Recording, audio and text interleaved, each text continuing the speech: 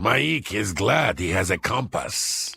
Yeah, well, Mike hates fun. I mean, you get a quest, it sounds all mysterious and interesting, and suddenly your character just magically knows the exact location of this ancient crypt lost to time. You might think, who cares? I don't want to have to get frustrated finding the quest, I just want to do the quest and play the game. But let me reveal to you a shocking secret.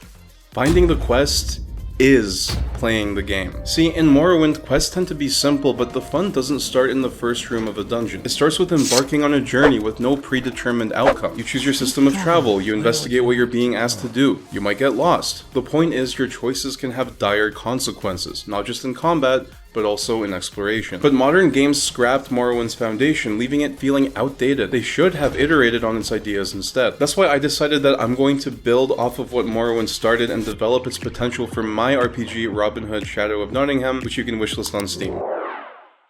Before I could improve any foundations Morrowind laid out though, I needed to build some of my own. Quests need dialogue, which meant I had to come up with a dialogue system robust enough to handle the other big challenge with quest design. See, Elder Scrolls games aren't really known for great dialogue. When it comes to roleplay and player choice, Skyrim is as bare bones as you can get. But when I was messing with the creation kit, I noticed something pretty baffling. The system it uses for dialogue is perfect for creating branching quests and giving the player options for skill checks, which is exactly what I did for my Falkreath mod. But more importantly, we also see this exact idea taken full advantage of in Fallout New Vegas. But for some reason, Bethesda just never took inspiration from what New Vegas did with their engine. Imagine what RPGs could have been if developers took the Morrowind approach to exploration and combined it with New Vegas's branching quests. Instead, modern RPGs have streamlined the fun out of quests as much as possible, not even trying to improve these systems that had so much potential depth. Fundamentally, that's the core of my design philosophy for this game.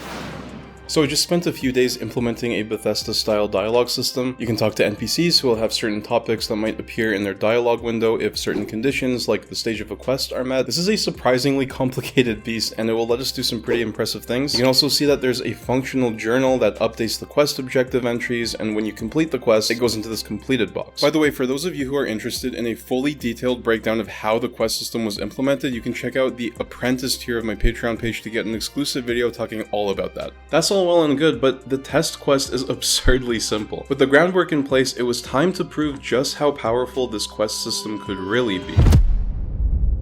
To do that, I had to say goodbye to the test area and start making the open world. But how do you design a world in a way that serves the kind of exploration we're going for? There are two main points here. To illustrate the first point, consider Morrowind's quests. They don't tend to tell you to just go north or something. Take these directions from part of the main quest. Head south out of town past the Siltstrider port, turn right and head uphill on an old road, cross an ancient Dwemer bridge over Foyada Mamea. You can ask people what a Foyada is, and you learn that the island's volcano caused these old lava flows that created canyons throughout the world. He mentions the Dwemer and Siltstrider, so the landmarks that you follow naturally force you to learn about the world. The second point becomes clear a bit earlier on in the game. See, if you leave Morrowind's starting town, Seyda-Neen, you'll come across this guy who just falls from the sky because of a failed magical experiment. This tells you about the world too. You learn that magic can be used to absurd effects and that people are out there experimenting with it, and you can too.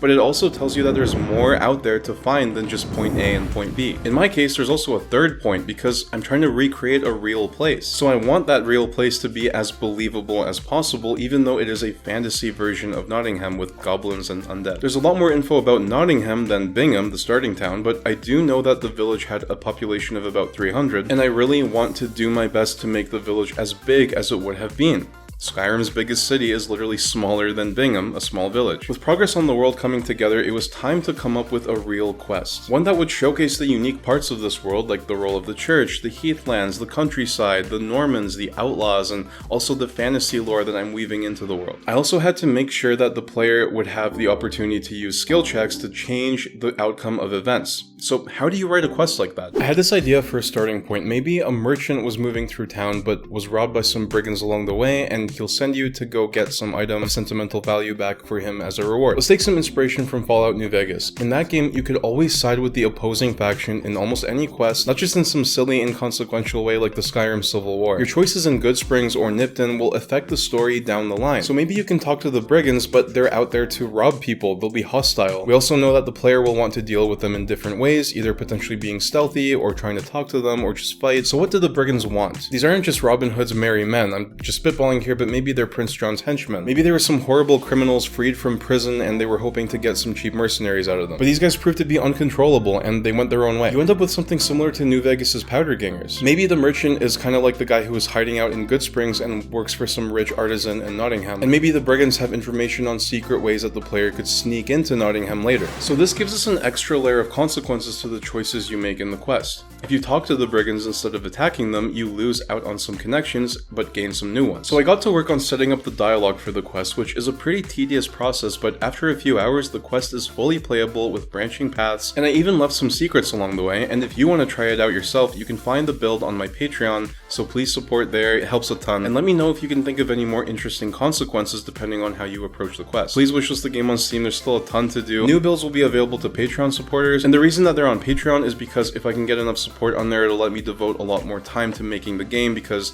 there's a lot to do. You have to write a bunch of quests, you have to create the world, create lots of content, so it takes time. So if you can support on there, it would mean a lot, it would help a ton. And if not, you can always show your support in a free way, like subscribing or wishlisting the game on Steam. And stay tuned because more devlogs are on the way, but for now, thanks so much for watching and God bless.